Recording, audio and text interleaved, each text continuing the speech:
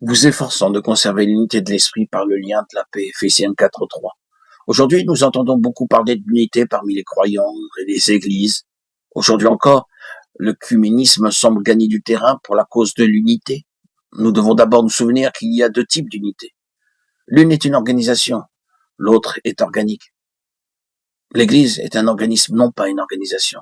C'est la chose la plus importante dont nous ayons à nous souvenir. L'unité en tant qu'organisation est le fait de l'homme.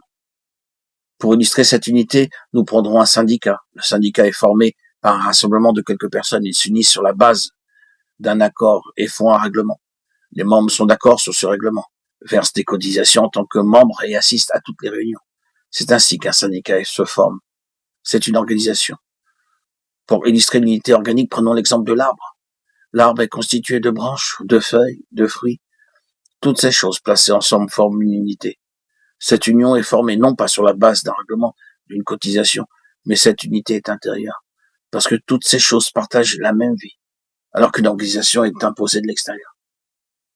Selon Éphésiens 4:3, nous ne sommes pas appelés à former une unité, mais nous sommes appelés à garder l'unité. L'unité dont il est question dans Éphésiens 4:3 n'est pas basée sur une organisation. L'unité dont il est fait mention est l'unité spirituelle de chacun dans le corps de Christ, ce que nous avons tous lorsque nous avons reçu Christ comme sauveur personnel. Cela signifie que c'est le Saint-Esprit qui fait l'unité et non pas un homme. Notre responsabilité est seulement de garder l'unité, mais la triste chose aujourd'hui dans la chrétienté, c'est que les hommes essaient de faire l'unité. Ceux qui ne sont pas nés de nouveau, qui ne sont pas habités par le Saint-Esprit, vont ensemble dans ce qui est appelé mouvement. Ils déforment l'écriture et la vérité. De tels hommes ne peuvent produire qu'une organisation. L'Église de Dieu, elle, est une unité organique constituée par le Saint-Esprit. L'unité du Saint-Esprit est fondée sur les unités mentionnées au verset 4 à 6. Un seul esprit, un seul Seigneur, un seul Dieu et Père.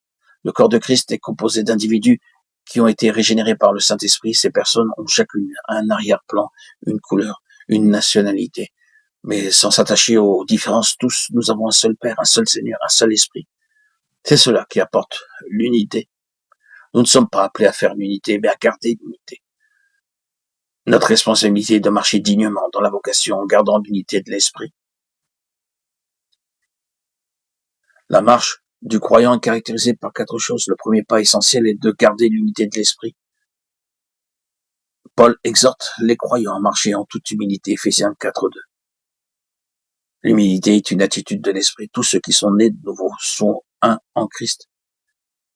Et c'est notre responsabilité de garder l'unité. L'œuvre est seulement possible lorsqu'un croyant marche dans la véritable humilité. Ne faites rien par esprit de parti ou par vaine gloire, mais que l'humilité vous fasse regarder les autres comme étant au-dessus de vous-même. Philippiens 2:3.